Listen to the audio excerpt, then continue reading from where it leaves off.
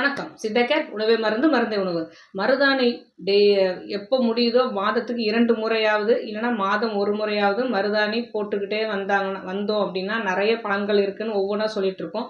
இப்போ வேறு விதமான பலன்கள், இன்னும் நிறைய பலன்கள் என்னென்ன அப்படிங்கிறத ஒன்று ஒன்றா பார்க்கலாம். முக்கியமாக மருதாணியை அம்மிலேயோ மிக்சிலேயோ நல்லா மை போல் அரைச்சி கை விரல்களோட நகக்கண்கள்லையும் சரி, கால் விரல்களோட நகக்கண்கள்லையும் ஏன் போடுறோம் அப்படின்னா, இந்த மருதாணி இலை வந்து அந்த நகைக்கண்ணில் உள்ள எல்லா கிருமிகளையும் அழிச்சிட்டு நகை சுற்றி வராமல் வேறு எந்த பிரச்சனையும் வராமல் பாதுகாக்கும். அதனால தான் அந்த காலத்துல இந்த காலம் வரைக்கும் கேப் போடுற மாதிரி கை விரல்களையும் சரி கால் விரல்களையும் சரி மருதாணியை பூசிக்கிட்டே வந்திருக்காங்க.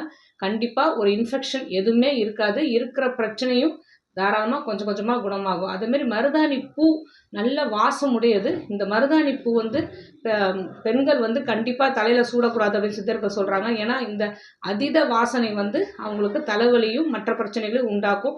இந்த மருதாணி பூவை வந்து நல்லா கொத்து கொத்தாக காய்க்கிற மருதாணி பூவை வீட்டு நிலைவாசலில் தலையில் படாமல் கொஞ்சம் தூக்கி தொங்க விட்டோம் அப்படின்னா வீட்டுக்குள்ளார எந்த கிருமிகளும் உள்ளார வராத மாதிரி இந்த மருதாணி பூ நல்ல வேலை செய்யும். அதேமாதிரி மருதாணியோட வேர் அப்புறம் பட்டை இதை ரெண்டுத்தையும் நல்லா காய வச்சு தூள் செஞ்சு வச்சுக்கிட்டோம் அப்படின்னா தோல் வியாதிகளுக்கு இந்த மருதாணி வேரையும் சரி பட்டை தூளையும் சரி குழைச்சி தடவிட்டு வந்தாங்க அப்படின்னா இந்த சொறி சிரங்கு தோல் வியாதிகள் எல்லாமே முற்றிலுமாக குணமாகும். அதே மாதிரி மருதாணி இலையை வந்து நிழலில் உலர்த்தி பொடி செய்து வச்சுக்கிட்டு அதை வந்து கஸ்தூரி மஞ்சளோட சேர்த்து வேர்வை நாற்றம் போகணும் அப்படின்னா, ஒரு சிலருக்கு வந்து வேர்வை நாற்றம் நிறையாவே இருக்கும். எவ்வளோ எதை போட்டு குளித்தாலும் சரி அந்த வேர்வை நாற்றம் வந்து திரும்ப திரும்ப துர்நாற்றம் வந்து வீசிக்கிட்டே இருக்கும். அப்போ அவங்க என்ன செய்யலாம் அப்படின்னா, இந்த மருதாணி இலை பொடியோட கஸ்தூரி மஞ்சளும் சேர்த்து அரைச்சி அந்த பொடியோடு சேர்த்து தண்ணி ஊற்றி நல்லா குழைச்சிட்டு குளிக்கிறதுக்கு முன்னாடி ஒரு 10 நிமிஷம் மட்டும் தேய்ச்சிட்டு குளித்தாங்க அப்படின்னா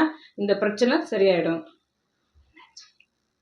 இந்த மருதாணி இலையை நிழலில் உலர்த்திட்டு பொடி செய்து வச்சுக்கிட்டோம் அப்படின்னா இந்த கஸ்தூரி மஞ்சளோட சேர்த்து எங்கெங்கே வேர்வை நாற்றம் நமக்கு அதிகமாக இருக்கோ அந்த இடத்துல வந்து குளிக்கிறதுக்கு முன்னாடி ஒரு 10 நிமிடம் குழைத்து பூசிக்கிட்டு அதுக்கப்புறம் குளித்தோம், வெந்நீரில் வெதப்பான நீரில் குளித்தோம் அப்படின்னா ஒரு வாரம் தொடர்ந்து குளித்தாலே இந்த துர்நாற்றம் வீசுறது கொஞ்சம் கொஞ்சமாக குறைஞ்சிரும்.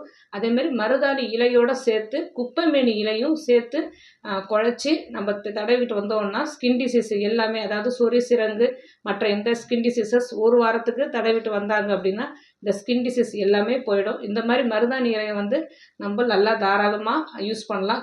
ஒரு மருதாணி இலையை அரைக்கும் போது அது பச்சை கலரில் இருக்கும், நம்ம கையில் பூசும் போது ரெட் கலரில் மாறுது இல்லையா. இந்த கெமிக்கல் ரியாக்ஷன் வந்து நமக்கு உடலில் உள்ள ரசாயன மாற்றத்தையும் ஏற்படுத்தி நீரிழிவு நோய் தொடர்ந்து வராமையும் சரி இருக்கிற நீரிழிவு நோயும் குணமாக்கக்கூடிய தன்மையும் நமக்கு கொடுக்கும். ஏன்னா இந்த பேன்க்ரியாஸை ஸ்டிமுலேட் பண்ணி அதுலேருந்து இன்சுலின் சுரக்க வைத்து நம்ம உடலை வந்து குளிர்ச்சியாக்கி நல்லது செய்யக்கூடிய வல்லது இந்த மருதாணி. ஸோ மருதாணி இலையாக வாங்கி நம்ம வீட்டில் பொடி செய்து அதை யூஸ் பண்ணலாம். இல்லைனா இலையாக கிடச்சிது அப்படின்னா இலையை பறித்து நம்ம மாதத்துக்கு 1 முறையோ 2 முறையோ இந்த நகைக்கண்ணில் உள்ள இந்த ரெட்டு போகிறதுக்குள்ளே அடுத்த மருதாணி போடணுங்கிறது தான் சித்தர்களோட வாக்கு. இந்த மாதிரி தொடர்ந்து நம்ம மருதாணி யூஸ் பண்ணிக்கிட்டே வந்தோம் அப்படின்னா அது மருத்துவ குணமும் சரி, நம்ம கைகளுக்கும் கால்களுக்கும் உள்ள அழகு ஏற்படுத்தினாலும் சரி நமக்கு சிறந்த பயனை கொடுக்கும்.